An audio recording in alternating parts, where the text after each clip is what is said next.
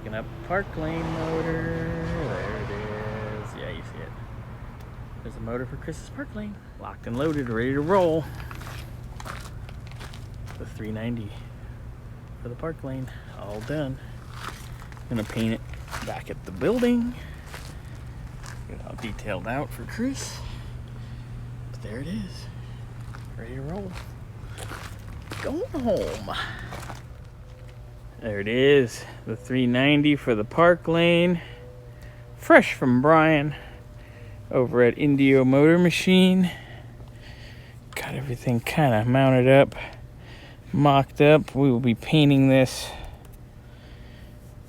here, of course, in-house. The black with the gold valve covers. You'll see that coming up here soon. Yeah, we got it. And Brian even went and surfaced the exhaust flanges on the heads. Just clean them up really nice. Help us with sealing on our exhaust manifolds with our gaskets.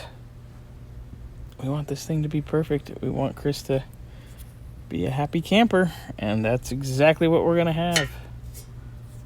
She's ready to go. Boys and girls,